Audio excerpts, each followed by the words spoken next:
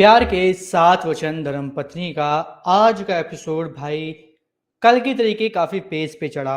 और जिस तरीके से अभी एपिसोड चल रहा है मुझे बहुत ही ज़्यादा इस बात की उम्मीद है कि शायद हमें एक बीच में एक बहुत बड़ा शायद टाइम गैप देखने को मिला, फिर टाइम लैप्स देखने को मिले कि भाई इतने दिन बाद, इतने साल बाद या इतने महीने बाद का एक गैप देखने को मिलेगा। क्योंकि हमें आज प्रोमो में ये देखने को मिला कि भाई जो रवि की जो बियर्ड है वो इतनी ज़्यादा बड़ी और इतनी ज़्यादा घनी हो चुकी है कि जैसे पता नहीं भाई कितने हफ्ते कितने दिन निकल गए, वो बंदा अपने होश में है ही नहीं। तो उस तरीके से उस चीज़ को देखने के बाद कहीं-कहीं ऐसा लग रहा है कि शायद अब बीच में ना कहीं टाइम गैप आने वाला है। तो इतना टाइम हो चुका है तो भाई अब इस टाइम को खत्म करके इसके आगे की स्टोरी अब दिखाई जाए। तो भाई अब इन सब बातों को साइड रख के अब स्टोरी शुरू करते हैं और रिव्यू बताते हैं कि भाई आज का एपिसोड कैसा था। तो भाई पहले बताओ तो एपिसोड भाई बढ़िया था, मज़ा आया देखने में और इंटरेस्टिंग था सबसे बड़ी बात।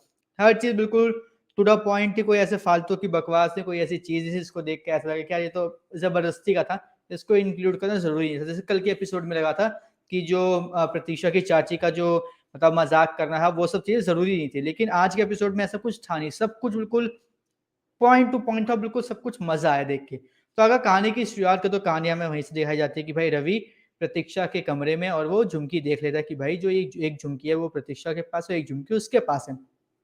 सिंपल सी बात है, वही चीज़ देख के ना काफ़ी ज़्यादा मतलब उसको धक्का लगता है कि आखिर प्रतीक्षा ने ऐसा किया क्यों? सिंपल सा क्वेश्चन है। और वो इस चीज़ को सोच भी नहीं पाता, समझ नहीं पाता कि भाई उसने क्यों किया होगा, उसका मोटिव क्या होगा जब वो ना जानती, पहचानती ना कुछ क्या, तो वो ऐसा क्यों करेगी? उसने ये कुछ सोचा ही नहीं। फिर क्या होता है बाहर ये दिखाया जाता है कि जो उसकी चाची होती है वो बार-बार कोशिश कर रही थी कि वो गेट खोले, गेट खोले, गेट खोले, लेकिन वो गेट खोलता ही नहीं।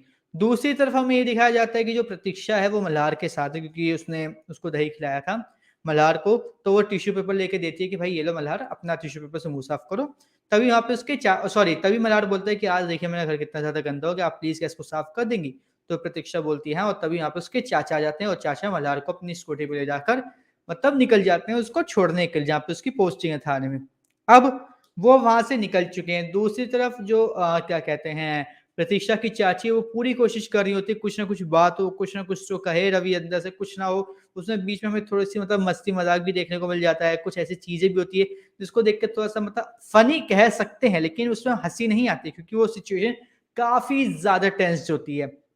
वो गुस्साया गया लेकिन उसको देख के हमें ऐसा नहीं लगा कि भाई हमें हँसी आने वाली है। तो अब इसके बाद क्या हुआ भाई हम लोगों ने फिर आगे देखा कि वो क्या करती है वो उठा के अपने हस्बैंड को यानी कि प्रतीक को फ़ोन करती है। प्रतीक को फ़ोन करने के बाद क्या होता है, प्रतीक फ़ोन उठाता नहीं क्योंकि वो स्कूटी चला रहा होता है। तो अब वो पीछे मल्हार बैठा होता है, बोलता है कि चाचा आप फ़ोन तो उठा लीजिए, पता नहीं किसी का होगा। तो वो बोलता है कि नहीं किसी का हो ही नहीं सकता है, इतना इम्पोर्टेंट कॉल किसी का आ ही नहीं सकता अब इस टाइम। ठीक है भाई, अब उन्होंने फ़ोन उठाया नहीं, अब उन्होंने फ़ोन नहीं उठाया तो बात क्या हुई? बात ये हुई कि भाई साहब वहाँ पे हंसाबेन गुस्सा हो रही है मतलब उसकी चाची प्रतीक्षा की, जो फ़ोन भी नहीं उठाते, मैं मरूँगी, ज़िंदा रहूँगी, कब क्या होगा इनको पता भी नहीं चलेगा क्योंकि ये तो फ़ोन ही नहीं उठाते। अब वहाँ पर इस बात को लेकर वो भड़कती जाती है, ये है, वो है कि फ़ोन नहीं उठाते, ये कर रहे हैं, वो कर रहे हैं और फिर क्या हुआ फिर से जाके वो गेट खटखटाने जाते हैं कि क्या है, क्या है, क्या है? गेट खोलो, गेट खोलो, गेट खोलो उस रवि को और रवि को चोर तक कह देती है, ये तक कह देती है कि भाई इसका ये कौन है, कहाँ से आ गया, बीच से घुसा है, इसका क्या मतलब है घुसने का, ये सब बातें वो कहती है। अब हमें रवि की साइड ये दिखाया जाता है कि रवि का क्या होता है वो पूरी जगह ब्रेक हो चुका होता है, टूट चुका होता है कि वो सोच रहा होता है कि आखिर प्रतीक्षा ने ऐसा क्यों किया?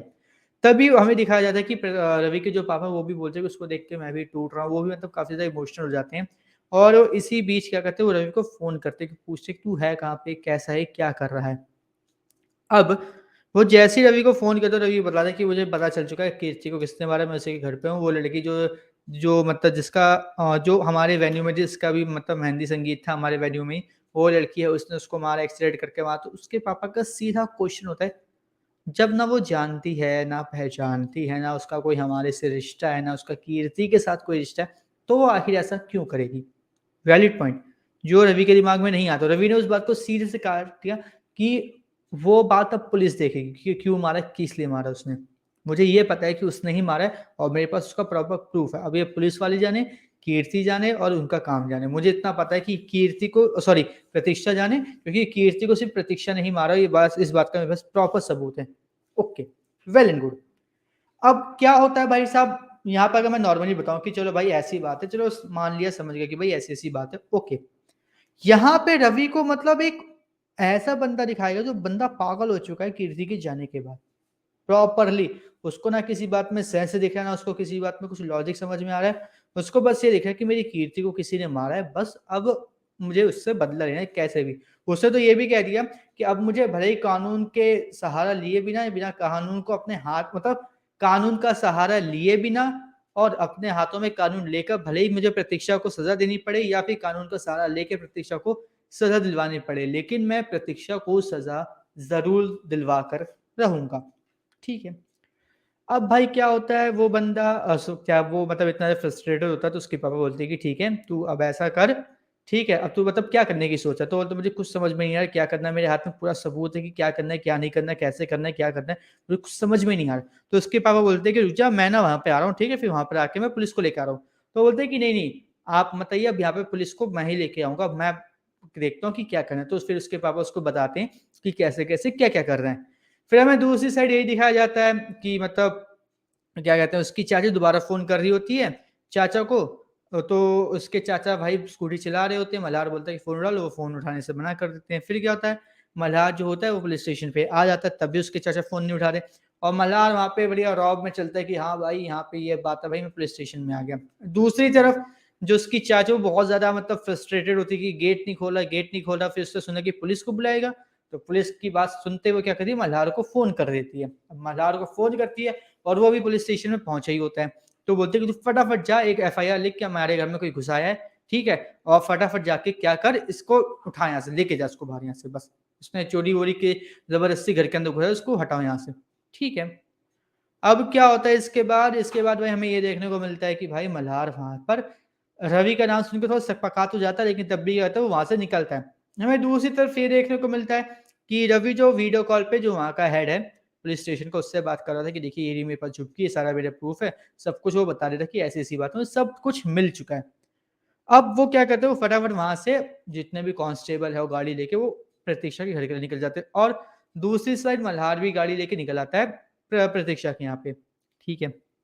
अब क्या होता है, रवि क्या होता है वो गेट मतलब प्रतीक्षा आ जाती है उसी टाइम, तो वो बोलते हैं कि क्या हो गया, क्या हुआ, आप इतना परेशान क्यों हो? तो वो क्या करती है, वो उसकी चाची बोलती है कुछ नहीं, यहाँ पे मतलब कोई आया है, वो बात नहीं करती ढंग से। वो क्या कहती है, वो चाचा को फ़ोन दोबारा करती रहती हैं। वो जाके फिर अपनी बहनों से पूछती है कि भाई क्या हो गया बता, पलक सॉरी किंजल बता क्या हुआ? तो वो बताते हैं भाई कि देखो ऐसी-ऐसी बात है, वो तेरा घोड़ा वो सॉरी तेरा वो घोड़े वाला राजा आया है। तो बोलती है, घोड़े वाला राजा कौन भैया? वो घोड़े वाला राजकुमार कौन?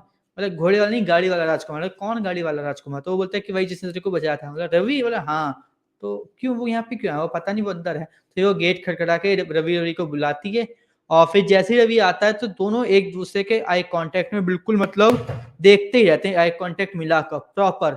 और उनका जो आई कॉन्टैक्ट होता है वो इतना ज़्यादा सॉलिड होता है कि मतलब साफ-साफ समझ में आ रहा था कि भाई कुछ गड़बड़ है। प्रतीक्षा को क्लियरली समझ में आ रहा है कि जो आँखों में उसके गुस्सा है ना रवि के, वो किसी न किसी ऐसी वजह से हुआ है कि मतलब बहुत गलत हुआ है। और फिर जब वो नीचे देखती है तो उसकी मुट्ठी इतनी मतलब रवि की इतनी ज़्यादा मुट्ठी मतलब गुस्से में बंद हो रही होती है, इतना ज़्यादा उसको गुस्सा आ रहा होता है कि उस चीज़ को देख के प्रतीक्षा एक बार सहम-सी जाती है। वो बाहर आता है, ठीक है? बाहर आके मतलब खड़ा हो जाता है, आते टाइम वो एक कुर्सी को भी हाथ मार देता है जो उसकी डाइनिंग टेबल की होती है। वो बाहर आके मतलब खड़ा हो जाता है। उसको देख के प्रतीक्षा आती है रवि से मिलने कि ये क्या हो गया? अब क्या हो गया बताओ मुझे? तो रवि छूटते बोलता है कि तुमने आखिर क्यों मारा? क्या किया तुमने? तुम खुद बताओ, तुमने आखिर कीर्ति को क्यों मारा? सीधे ये क्वेश्चन छूटते पूछता है, तूने आखिर रवि को क्यों मारा? ये बता। प्रतीक्षा क्या किया था कीर्ति ने ऐसा? ये बात सुन के प्रतीक्षा तो बिल्कुल मतलब पहले साइलेंट, ये हुआ क्या? फिर उसके बाद वो रोने लग जाती है क्योंकि रवि लगातार यही क्वेश्चन पुट अप करता है कि तुमने क्यों मारा है? किस लिए मारा है? क्या मतलब था तुम्हें उसको मारने का? क्या था? क्यों किया ऐसा? फिर जब जो क्या कहते हैं रवि और प्रतीक्षा के बीच में जितनी भी वो भविष्यवाणी वाली आंटी जो थी उनकी बातें आ गई, फिर उनकी जो मेहंदी हटी थी वो, फिर जब वो बाबा रवि से टकरा रही थी मेहंदी संगीत वाले दिन वो हमें वीडियो दिखाई गई फ्लैशबैक में। फिर हमें 2 कीर्ति और प्रतीक्षा के बीच में जो बातें हुई थी, वो भी हमें फ्लैशबैक में दिखाई गई। काफ़ी चीज़ें फ्लैशबैक में दिखाई दी, जो भी रवि और प्रतीक्षा को कहीं न कहीं, किसी न किसी तरीके से जोड़ती हुई हमें नज़र आ रही थी। उसके बाद क्या होता है, फिर हमें ये देखने को मिलता है कि भाई साहब जब ये फ्लैशबैक में चीज़ें हो रही होती हैं, तभी उसकी चाची यहाँ पर आ जाती है और मतलब कमरे में होती है और देखती है कि भाई कहाँ-कहाँ, क्या-क्या कुछ ज्वेलरी-वोलरी तो नहीं छुटाई। वो तभी बाहर आके पूछती है कि भाई ये बता इसका वो कहाँ गया? मतलब झुमका कहाँ है, बता बता इसका झुमका कहाँ है। प्रतीक्षा वहाँ पे शॉक्ड में होती है बिल्कुल कि भाई ये बोल क्या रहा है रवि। और फिर बोलता है रवि, बहुत देर तक उसी चाची बोलती थी कि तू चोरी के मैं तेरे को बताऊंगी, मेरा मल्हार वो है, उसमें वो आता ही होगा, फिर मैं तेरे को बताऊंगी। वो लगातार मतलब बोलती रहती नॉन स्टॉप। फिर रवि एक बात बोलता है, बताओ प्रतीक्षा कहाँ है तुम्हारा झुमका। इस बात को सुन के मतलब प्रतीक्षा का एक्सप्रेशन ऐसे थे कि उसने ही कीर्ति को मारा है। सच बता रहा हूं, ऐसे एक्सप्रेशंस थे पूरे सीन में कि भाई जैसे उसने ही कीर्ति को सच में मारा है, बल्कि उसने मारा ही नहीं। और उसके एक्सप्रेशंस को देख के मुझे खुद लग रहा है कि बंदी एक्सप्रेशंस कैसे दे रही है। यहाँ पे मैं बोल सकता हूँ कि यहाँ पे बहुत बहुत बड़ा मेजर फॉल्ट था, जो यहाँ पे देख मतलब इसको ठीक नहीं किया। बहुत बड़ा मेजर फॉल्ट है। हमें इस हिसाब से समझ में आता है, हम लोगों ने मूवीज में देखा है, वेब सीरीज में देखा है, हर जगह देखा है कि ऐसे ही एक्सप्रेशंस देखने को मिलते हैं कि ये क्या बोल रहा है। वही से भाई, मारा तुमने है लेकिन तुम अपने आप को बेगुनाह साबित करने के लिए सेम एक्सप्रेशन देती। ये एक्सप्रेशन वाली चीज भाई बिल्कुल भी मुझे सही नहीं लगी, बिल्कुल भी नहीं लगी, बिल्कुल भी नहीं। और फिर क्या होता है भाई, जब वो पूछता है तो उसकी चाची बोलती है कि मतलब वो क्यों बताएगा, तू बता, तू गजनी हो गया है क्या, तू बता, तू अभी घर अंदर गया था, बता ना कहाँ है दूसरी झुमकी। तो फिर वो छूटते बोलते, प्रतीक्षा तुमने कीर्ति को क्यों मारा। ये बात सुनते उसकी चाची भी हैरान, सबके सब हैरान कि भाई ये क्या बोल रहा है। और फिर वो भागते हुए जाती है बाहर कि भाई रुको, कहाँ रह गया मल्हार, आने दो उसको, फिर मैं तुम्हें बताती हूँ। फिर मल्हार हमें बाहर दिख जाता है कि वो अपने दो मतलब वो कॉन्स्टेबल्स को लेके आ चुका है। अब यहाँ पे क्या भाई, वो जैसे ही अंदर आता है वो भाई मतलब एंट्री वेंट्री मारता बड़े स्टाइल में कि भाई ये हो गया, वो हो गया, वो हो गया, ये हो गया, आता है और जैसे ही वो रवि को देखता है बस बैंड बज गया। और वो शॉक्ड में था कि क्या हुआ। फिर वो रवि को मतलब पकड़ता है, उसको गिरफ्तार करने की बात करता है, लेकिन तभी क्या होता है, उस पुलिस स्टेशन का हेड बंदा आ जाता है, बोलता है कि आप रवि को गिरफ्तार नहीं कर सकते क्योंकि जो इनका जो मामला, इनका जो केस है वो आपके चोरी और डकैती और जबरदस्ती घुसने से भी बड़ा है। क्योंकि इनकी जो मतलब जिनसे शादी होने वाली थी वो कीर्ति, उनका मतलब उनको किसी ने मार दिया है, और उनका भी वेन्यू सेम उसी जगह पे था जहाँ पे आपका मेहंदी संगीत का था। सिंपल सी बात। ओके, समझ में आ गया। अब आगे बात ये होती है कि भाई अब ऐसा है तो मतलब मारा किसने, क्या हुआ, कैसे, सब इस बात को सुन के ना बड़े शॉक्ड में होते हैं कि ये क्या बोल रहे हैं वो पुलिस वाला। फिर वो आगे बताता है कि जितने भी सबूत अभी तक हमें मिले हैं, सब जो भी मिला है हमें, वो सब सारे के सारे सबूत प्रतीक्षा की साइड इशारा कर रहे हैं। ठीक है, अब इसको सुन के और भी तो सबके सब शॉक्ड में हो गए कि ये क्या हुआ। फिर वो रवि बोलता है कि देखा तुमने क्यों मारा, सच बताओ। तभी रवि का भाई भी वहां पे आ जाता है और प्रतीक्षा के चाचा भी आ जाते हैं कि भाई क्या हो गया। और प्रतीक्षा के चाचा के गले लिपट के प्रतीक्षा इतना ज्यादा रोती है कि जैसे पता नहीं क्या हो गया। हमें दिखाया नहीं क्या मूवीज में कि भाई एक बंदे का भाई कोई बहुत ही ज्यादा हायर पोजीशन, उससे लिपट गया भाई, रोने लग गया कि भाई मुझे बचा लो, मुझे बचा लो, मैंने ऐसा कुछ नहीं किया। बिल्कुल सेम फीलिंग है मुझे सीन देख के, जो कि बिल्कुल एक्चुअल में आनी नहीं चाहिए।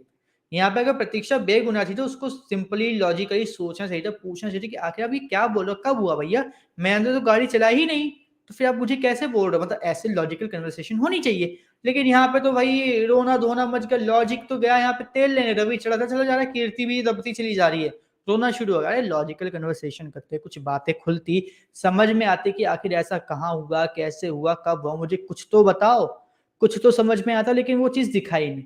अब यहाँ पे भाई जब उसके चाचा आते तो वो भी बहुत ज्यादा बोले ये क्या बोल रहे हो। वो एक मतलब उसकी चाची बोलती कि ये एक मक्खी तक नहीं मार सकते हो, तुम एक लड़की को मारने की बात कर रहे हो। मैं भले इस पे चिल्लाती हूँ, गुस्सा करती हूँ, सब कुछ करती हूँ, लेकिन ये मार नहीं सकती किसी को, सिर्फ एक मक्खी नहीं मार सकती। तो वो जो क्या कहते हैं जो रवि होता है बोले, यही तो इसी मुझे भोलेपन पे तो मेरे को भी मतलब हो रहा था कि कैसे कुछ कर सकती है, लेकिन नहीं, इसी ने ही किया है, मेरे पास इसके खिलाफ सारे सबूत हैं, सब कुछ है मेरे पास इसके खिलाफ।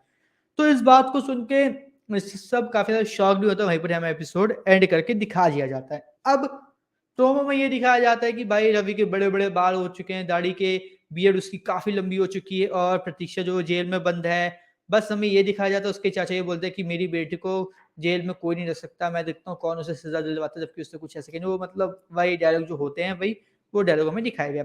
अब भाई मेन बात यह है कि ये जो पूरा सीक्वेंस है, जितना भी अब ये आने वाले टाइम की जितनी भी चीजें चलने वाली, वो अब खींची जाएगी या फिर उसको जल्दी जल्दी समेटा जाएगा। मेन बात है, अगर जल्दी जल्दी समेटा जाए तो हमें जो मेन स्टोरी वो देखने को मिलेगी। वरना ये अगर ये जबरदस्ती एक ही चीज को घसीटते चले जाएंगे तो ये बोरिंग होने लगेगा और मजा बिल्कुल भी नहीं आएगा। तो बस यही चीज अब देखने वाली, यही चीज है। बाकी जो अब देखने वाली है, जो हम लोग वेट कर सकते हैं कि भाई आगे क्या होने वाले। पहले आपके अकॉर्डिंग आज का एपिसोड कैसा था, क्योंकि मेरे अकॉर्डिंग तो भाई एपिसोड 4 नंबर का था। 4 नंबर 5 में 4 स्टार देने में बहुत आसानी है क्योंकि सब कुछ बढ़िया था। बस वो जो थोड़ा-सा प्रतीक्षा का जो था ना फेस के एक्सप्रेशंस कि भाई हाँ, कि वो बेकसूर है, वो चीज़ अच्छी नहीं लगी। वो ऐसा लग रहा था कि एक गिल्टी बंदा अपने आप को बेगुनाह साबित करने की कोशिश कर रहा था। तो वहाँ पे मुझे एक गड़बड़ लगी, वहाँ पे गलती लगी, वरना सब कुछ बिल्कुल फ्लॉलेस था और सब कुछ बढ़िया गया आज के एपिसोड में। बिल्कुल मज़ा आया देखने में और रवि की एक्टिंग यानी कि फरमान खान की एक्टिंग बेहतरीन, बहुत ही ज़्यादा बेहतरीन, इतना ज़्यादा मज़ा आया कि हम क्या ही कहें, बहुत ज़्यादा मज़ा आया। वेल आपके अकॉर्डिंग आपको आज का एपिसोड कैसा लगा हमें कमेंट करके ज़रूर बताइएगा और इसी तरह धर्मपत्नी के आने वाले एपिसोड्स की कहानियाँ और रिव्यू जानने के लिए हमारे चैनल को सब्सक्राइब कर लीजिए और बेल आइकन को दबा दीजिए ताकि आपसे मिस ना हो हमारा कोई भी लेटेस्ट अपडेट।